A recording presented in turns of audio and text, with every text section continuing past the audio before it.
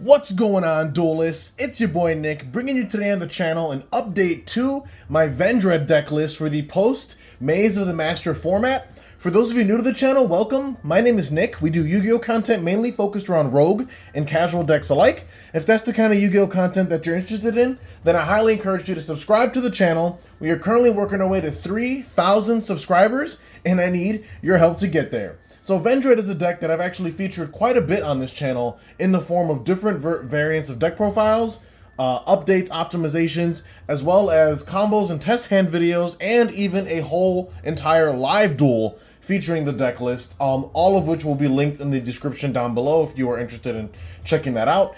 Personally, I feel like I've been one of the few Yu-Gi tubers out there doing the most content around Vendread as a whole. Now, obviously, this is just a very casual archetype. I have a soft spot for it because the artwork to me is just super awesome, and the playstyle is really cool. You know, I like ritual decks overall, but I know that ritual decks in general aren't that competitive most of the time. I know there's been a few stints in the game's history where ritual decks have obviously dominated, but, you know, ritual decks inherently have a huge disadvantage against most other archetypes that are not ritual based, just due to the fact that ritual summoning is so cost inefficient as far as, you know, all the materials you need, the appropriate monster, the specific spell in certain scenarios, and it all comes down to you just burning a lot of resources unnecessarily to make plays that in the grand scheme aren't worth the payoff. And Vendread is obviously that, right? It's not a meta-defining archetype by any stretch of the imagination. It is absolutely the most bottom tier of rogue possible. But despite all of that, I've, you know, worked on the deck as hard as I possibly can to increase its consistency, try to find solutions to some of their inherent flaws, and I've been pretty pleased with how it's come out. Now, obviously, I'm not sitting here saying that you're going to take this exact deck list, go to your locals tomorrow, and start beating Malice and Rise of the Old Fiendsmith lists left and right. That's not the case. I'm not trying to hype you up on that copium. I'm going to tell you right now, the deck struggles with different things. Obviously, if you watch the live duels, which again, linked in the description down below, you will see one of the main deck's issues is being able to play through a Droll and Lockbird. Now, that's not really a Vendread specific issue, and more so a problem with just ritual decks in general, because most ritual decks, Vendread included, obviously need to search a lot of their pieces to get going. So when you're stopped by a card like Droll, it makes that very hard to do. Now, there isn't really a solution for that, unfortunately. I mean, we have Called by at 1, and I guess the only other option you have is to play crossouts plus a copy of Droll yourself. But given that this is a 60 card deck list, I don't think that's feasible, just because it's not consistent. Like, you're not going to draw the crossout in 60 every time, and then you're just adding other bricks to the deck in a deck that already struggles with bricking. So this is my take on the deck after all the playtesting I've done and experiences I've had after the live duel I had against the Blue Eyes Buster Blader deck on my channel. And with the release of Maze of the Master, we actually did get some interesting indirect support in the form of this card here, Duke of Demise, who's a new fusion monster. And I'm going to get more in detail as to what he does and how he works with the deck, but it definitely helps out a lot. So I decided to update the list post Maze of the Master, and this is going to be my updated deck list. Again, it's still a 60 card deck, but it's just one of these like cool, fun, casual decks I have. Like I said, it's not a meta-defining deck. I wouldn't even call it a good rogue deck. I'm sure there's better rogue decks out there that you can build. But again, there's not a lot of content revolving around this deck, and I think it deserves a little bit of a spotlight, just because I think the artwork is really cool.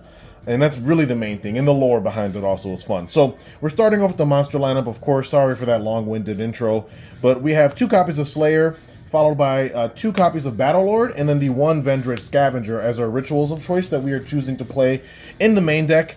I'm choosing this particular suite of rituals because Slayer and Battlelord, in my opinion, are the best ones, hands down, because they have the best floating effects when they leave the field after being ritual summoned.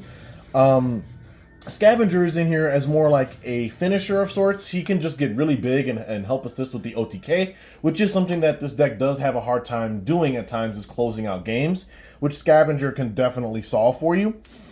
So I wouldn't play any more rituals than this. The ritual monsters themselves are inherent bricks to draw because they don't do anything in your hand, and they do require a lot of setup most of the time to get the ball rolling. So I think 5 rituals in a 60 card is a perfect ratio. I think if you're playing like a closer to 40, I think there's argument to not even play the Scavenger and just play 2 Slayer, 2 Battlelord, honestly, as just the best rituals the archetype has to offer, in my honest opinion. But because we are playing a 60-card list, I do feel like we can get away with playing the additional ritual name in the form of Scavenger. Moving into the non-rituals, we play 1 Scar, 1 Revenants, 1 Hound Horde, 1 Striges, and 1 copy of Core. Again, I've already beat beat a dead horse with this, so to speak. I think that these cards are all one-ofs. All they do is help assist with granting the ritual monsters inherited effects, but they only do so if they're attributed from the field, which is the whole flaw of this archetype, in my opinion. You contribute these from the hand, and it doesn't amount to anything, because your ritual doesn't get the additional benefit. They have to be on the board. And the issue is that none of these cards get themselves on the field, at least from the hand. They all have their own weird effects to bring themselves out from grave, but all of them do so in different ways, which makes them a little inconsistent in my opinion. And on top of that, none of them are starters, which means if you draw these cards, they're not even ideal to have in your hand, because none of them help you actually get to ritual summon. Like, none of them add pieces or help get the engine rolling. All they're here is just fodder for your ritual summons, and I think as one-ofs, they're fine. We're not even playing Anima, because I think Anima is just a terrible Garnet, and her inherited effect isn't even that great in the grand scheme. So I think just these 5 is perfect for the Vendread core, or the core of Vendreads, excuse me, as far as the monsters go in the lineup.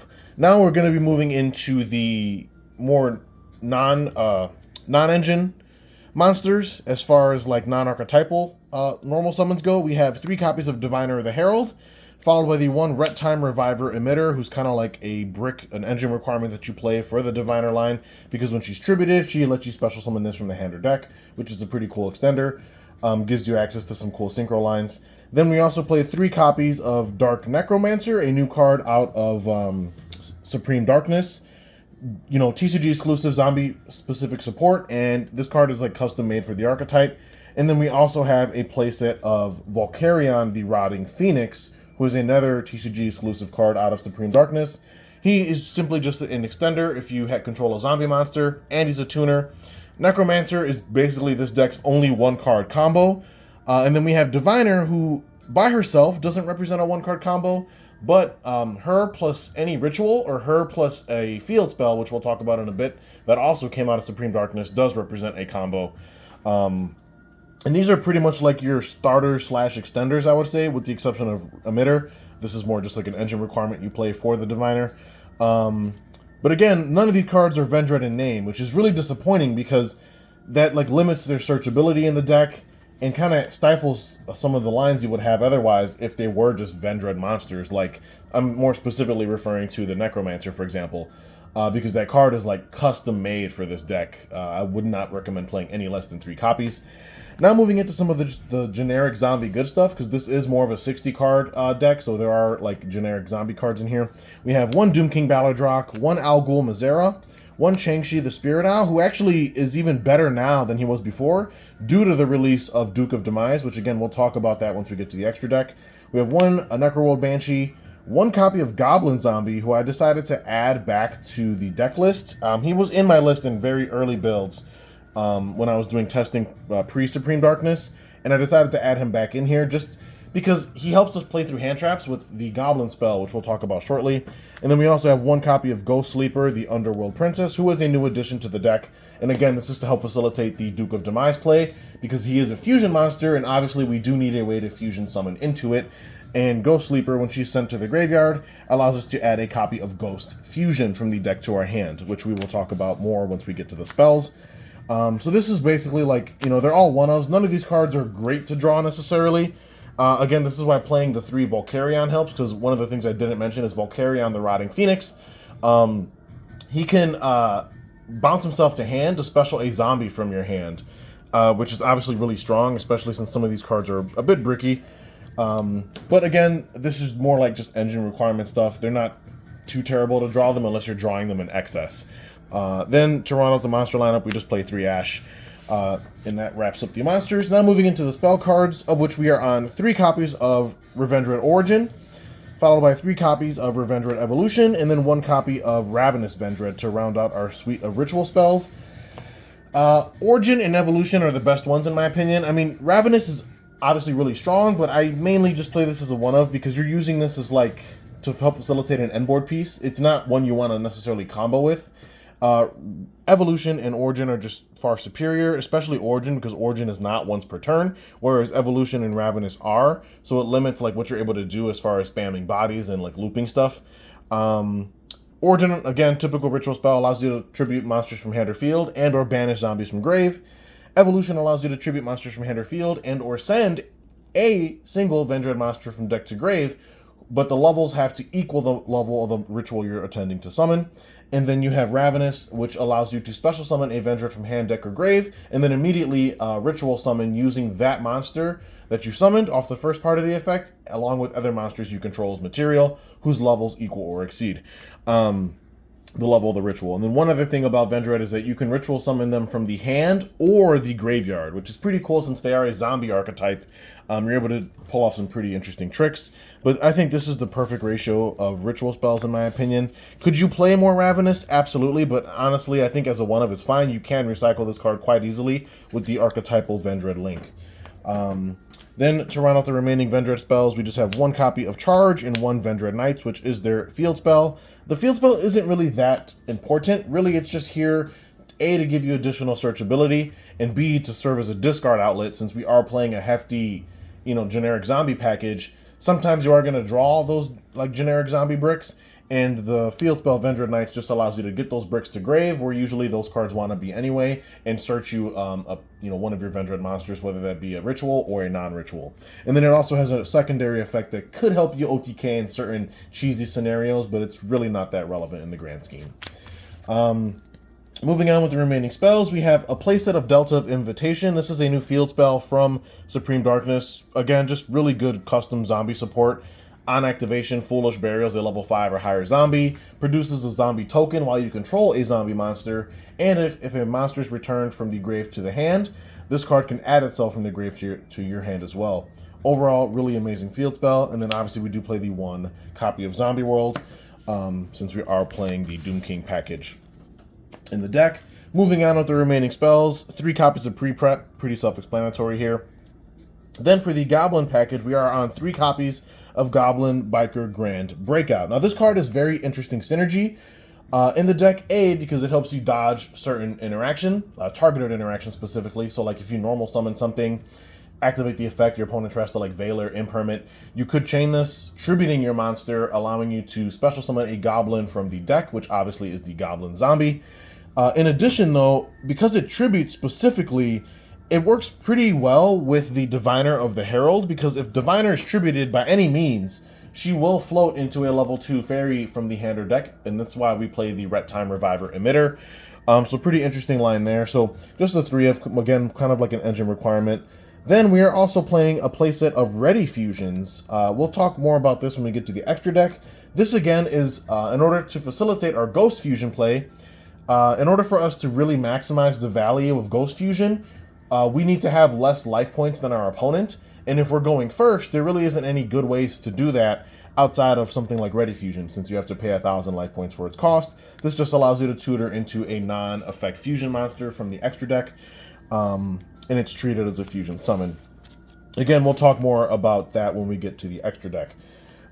Remaining spells are just 3 droplet. If one thing you will notice is that we're not playing that much non-engine in this deck. So far, you've only seen Ash and Droplet. And I'm going to be honest, that's the only non-engine that we're main decking.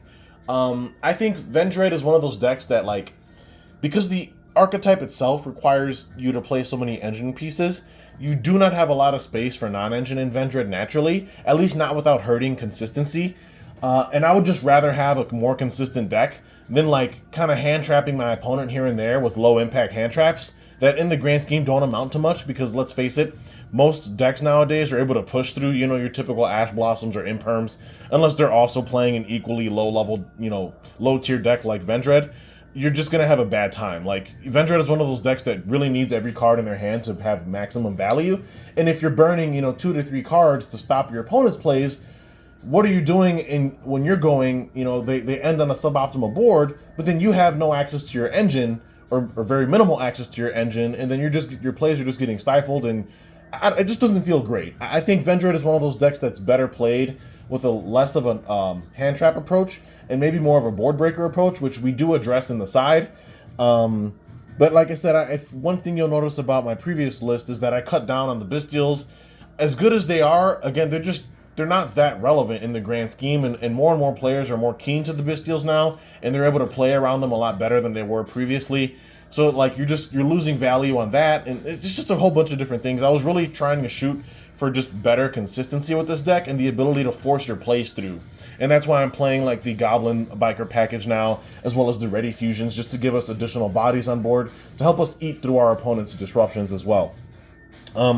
Anyway, circling back to the profile, 2 copies of Curse of the Ancient Turtle, and then we have our 1 copy of Ghost Fusion, followed by our 1 Foolish Burial to round out the spells. Now, Ghost Fusion specifically allows you to fusion summon a fusion from the extra deck using zombie monsters you control as material, which means they have to be on your board. You can't fuse using material from hand, which is pretty unfortunate in my opinion.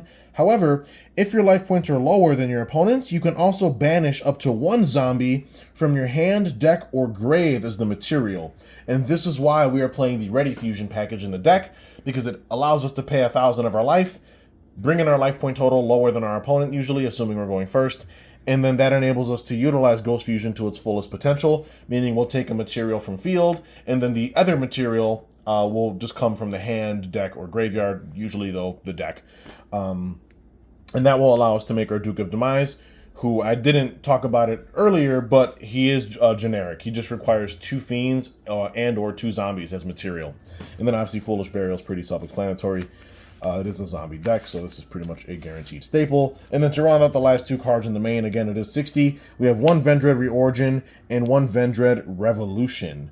Reorigin is just really insane spot removal for the deck, and Revolution is just a really cool way for us to recycle our banished zombies. Something that the deck kind of struggles with a little bit, because it does banish a lot of its engine to get its plays going. Again, circling back to Vendread like being a little clunky at times. Like, not only do your cards like don't help you set up stuff, but they also banish themselves and they leave the field most of the time, which means like in a grind game scenario, you're kind of running out of gas, so to speak, and you need a way to recycle those resources efficiently. I was playtesting with like other generic stuff, but none of which was searchable, which made it feel clunky. At least Revolution is an in-archetype card, which means you can grab it off of your engine. And then again, use this graveyard effect to help cycle back some of your stuff and keep your plays going long term. So that rounds out the 60 card main deck. Now we're going to be moving into the extra deck, of which we do play 1 copy of Alvain, the Essence of Vanity. This is our Ready Fusion target in the deck. It's a level 2 Dark Fairy Fusion tuner. Not an effect monster, obviously, and that's pretty much all it's here for. It's just a Ready Fusion target. Because it is a level 2 tuner, it does have really cool synergy with the deck and allows us to access our synchro plays pretty easily. Another option, if you don't want to play this, that I did consider was a copy of Sea Monster of Theseus, or Theseus. It's another non-fusion level 5. It's actually a zombie, and it's also a tuner, but because of its awkward level being a 5, you're not able to do as many synchro plays with it as you are to do with this. Really, if you play the Theseus, you're only able to make link plays, which I don't think the deck needs help with anyway. I think the deck needs help accessing the synchro engine most of the time, and that was my reasoning for including Alvain over a Theseus. For those of you questioning why this card, that's why. Then we do play the 1 copy of Entis and the 1 Duke of Demise. Entis obviously here for the diviner play. Sometimes if you don't want to search for a herald, you can just dump an Entis and like actually try to break the board going second, which is pretty nice. It's also a really awesome Ultimate Slayer target, which we are side decking. And then for Duke of Demise, this is the new card out of Maze of the Master. Again, requires 2 fiend and or zombie monsters as the material. Again, we're going into this off of the Ghost Fusion play. And to get to Ghost Fusion, because obviously it's a one thing I did forget to mention is that we get to Ghost Fusion off of the Princess, the level 3 zombie monster, the Ghost Sleeper, the Underworld Princess. Let me see if I can get this to focus. There we go. If she's sent to the graveyard by any means, she lets us search Ghost Fusion. And because this is a zombie deck, we have tons of ways to Foolish Burial stuff, so that's how we get access into the Ghost Fusion play. For those of you curious as to like how am I searching these one-ofs in a 60 card, that's how we're doing it. With Duke of Demise, once he's fusion summoned, he cannot be destroyed by battle, And he has a really cool effect where during your main phase, you can immediately after this effect resolves, normal summon a monster. Which for this deck is great, because you just need ways to put bodies on board. And obviously your two main normal summons being Diviner and Necromancer sometimes can conflict with one another. Because you have to like commit to one or the other depending on how the hand looks. It's pretty rare that you're able to get both on the field during your turn, unless you also drew like a way to banish the Necromancer, and then you can just get it on the board through its banished effect. But Duke of Demise giving you a double summon is really nice, and then he also has a really neat recursion in the graveyard by being able to banish himself, and he can let you add a level 4 or higher Fiend or Zombie from grave back to hand, which is pretty cool, so it gives you some recursion there. And overall, it's just a pretty cool extender for the deck, and a neat monster. He is level 6, so he can treat himself as the entire tribute fodder needed to summon something like a Slayer, or helps you make interesting link plays. But I felt that the card is a pretty neat addition, just granting the deck not only a free body, but an additional normal summon on top of that, which I think is pretty invaluable.